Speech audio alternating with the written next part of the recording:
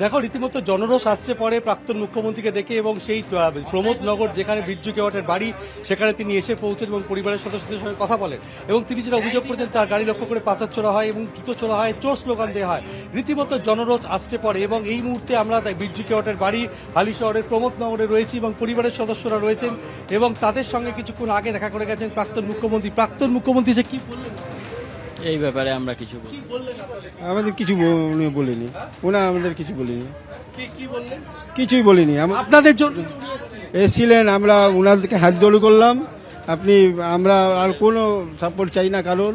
আমি লোকাল প্রশাসন থেকে যদি আমরা বিচার পাবো, নাহলে আর কারো নেই। কি বিচার চাইছে? আমাদের লোকাল প্রশাসন থেকে চাই আমার ভাইয়ের যে পুলিশরা মেরেছে, পুলিশ রিমান্ড নিয়ে মেরেছে, তার শাস্তি হোক, তাদের শাস্তি হোক। সরকারের কোনো এজেন্সি তদন্ত করুক চাইছেন, দাবি করছেন?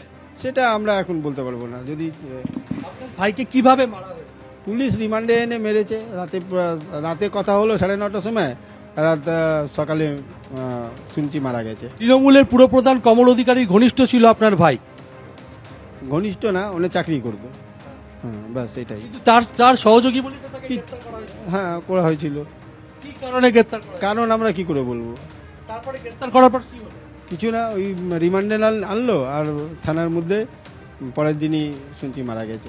পিটিয়ে দেহ তো আপনারা দেখেছেন? দেখেছি। মারা হয়েছে। পিটিয়ে মারা গেছে পুরো, এই সব এইখানে হাতে দড়ি বেঁধে, পায়ে দড়ি বেঁধে সব মারা হয়েছে। কেন মারা হয়েছে? এটা আমি বলতে পারবো না, কারা মারল? পুলিশ মারল। এই বিষয়ে বিচার চেয়েছেন কার কাছে? আমরা লোকাল প্রশাসনের কাছেই চেয়েছি। প্রাক্তন মুখ্যমন্ত্রী আপনাকে কি বললেন? প্রাক্তন মুখ্যমন্ত্রী কি বললেন? আমাকে কিছু বললেন না। আমরা হাত জোড় করে নিয়েছি। আমি ওনার সাথে আর কি বলবো? ওইখান থেকে আমি কোনো বিচার পাবো না। যদি পাই তাহলে আমি লোকাল প্রশাসন থেকেই পাবো, এই সরকার থেকেই পাবো। তিনি ছুটে এলেন আপনাদের বাড়িতে, জনরোষ আসতে বললো, এটা কি বলবেন? এটা আমি কিছু বলবো না। হ্যাঁ, পরিবারের সদস্যরা আছেন, আপনারা কি বলবেন? কেউ কিছু বলতে পারবে না, প্রাক্তন মুখ্যমন্ত্রী ছুটে এলো, কেউ কিছু বলবে না। আমাদের পরিস্থিতি এখন নেই বলার মতো। আমরা ঘাট থেকে সকাল 4টের সময় এসেছি বাড়ি। আমার নিজের বাড়ির লোককে হারিয়েছি, আমরা কিছু বলতে পারবো না। কিভাবে হারালেন? সেটা তো সবাই জানে যে পুলিশ কাস্টডি। কাস্টাডিতে ডেথ হয়েছে ওনার, পুলিশ পিটিয়ে মেরে ফেলেছে। কেন? কেন এটা আমরা কি করে বলবো? তবে দেখা যাবে কি হবে, তদন্ত হবে তখন দেখা যাবে। আমরা তো নিজের ছিলাম না, আমরা তো থানা ভিতরে ছিলাম না, থানার পুলিশ জানবে, আমরা তো জানবো না। হয়েছে আপনি নিজেরা করুন। বিচার চাইছে তার পরিবার, কিন্তু প্রাক্তন মুখ্যমন্ত্রীর সঙ্গে কি কথা হয়েছে তারা স্পষ্ট করতে চাইছেন না। এবং আজকে এখানে প্রমোদনগরে এসে পৌঁছন প্রাক্তন মুখ্যমন্ত্রী, অনেক বাধা উপেক্ষা করে রীতিমতো জনরোষ তাকে ঘিরে আসছে পড়ে এবং কিছুক্ষণ আগে প্রাক্তন মুখ্যমন্ত্রী বেরিয়ে গেছেন ভূতবাগান, অর্থাৎ হালিশহর ভূতবাগান এলাকা থেকে। স্থানীয় মানুষজন তাকে ঘিরে বিক্ষোভ দেখান, চোর স্লোগান দিয়ে থাকেন, তার গাড়ি লক্ষ্য করে কাদা ছোড়া হয়, জুতো ছোড়া হয়, পাথর ছোড়া হয়, এমনটাই অভিযোগ করছেন প্রাক্তন মুখ্যমন্ত্রী মমতা বন্দ্যোপাধ্যায় এবং তাকে চোর স্লোগান দেওয়া হয়। এলাকার বাসিন্দাদের বক্তব্য, এর আগে গত 15 বছর প্রাক্তন মুখ্যমন্ত্রীকে তারা এলাকায় পাশে পাননি, তিনি কেন এখন এসছেন সেই জবাব তারা জানতে চেয়েছেন।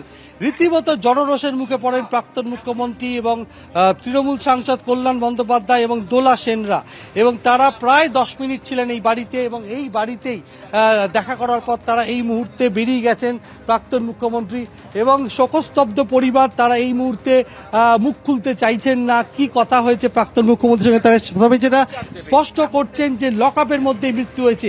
আপনাদের পরিবারের লোকজন বীর্যু কেওয়াট, তিনি তো সুস্থভাবেই পুলিশ তাকে গ্রেফতার করেছিল, সুস্থভাবেই গ্রেফতার করেছিল আর রিমান্ডে নিয়েছিল 5 দিনের। তারপরে পরের দিন খবর আসলো কি মারা গেছে, পুলিশ রিমান্ডে কাস্টডিতে। কিভাবে মার? পুলিশ টর্চার করে মেরেছে, 3rd ডিগ্রি দিয়েছে। কেন কেন কেন দেওয়া হলো এটা তো আমরা বলতে পারছি না, কি কেন দিল এটা। জানা যাবে, এবার তদন্ত হলেই জানা যাবে কি কারণে মারলো, কেন মারলো। মানে এত অসহায় করে দিল পুরো ফ্যামিলিটাকে, মানে ফ্যামিলি পুরো বরবাদ করে রেখে দিয়েছে। উনি তো তৃণমূল করতে, তৃণমূল করুক বা যাই করুক, আমরা পরিবারের লোক কেউ রাজনীতি করে না। তো সেফ মনে করেন নিজেকে, পুলিশের জন্য তো সেফ মনে করে, সেটা যদি না থাকে কি বলবেন? কেউ রাজনীতি করে না। ওনার স্ত্রী তো কাউন্সিলর ছিল। কাউন্সিলর ছিল, ওইটাই তো বললাম, ওই দুজনই রাজনীতি করতে। এখানে পরিবারের কেউ রাজনীতির মধ্যে কেউ জড়িত নেই, কোনো রাজনীতি করে না, সব করে খাওয়া লোক, সব এমনি। প্রাক্তন মুখ্যমন্ত্রী কি বললেন? কি বললেন ওনারা আপনাদের বাইট থেকে শুনে নেবেন, আমরা বলার মতন এখন ইয়েতে নেই।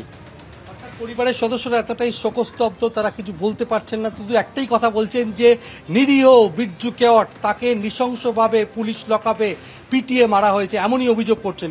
এবিপি আনন্দ, এগিয়ে থাকে, এগিয়ে রাখে।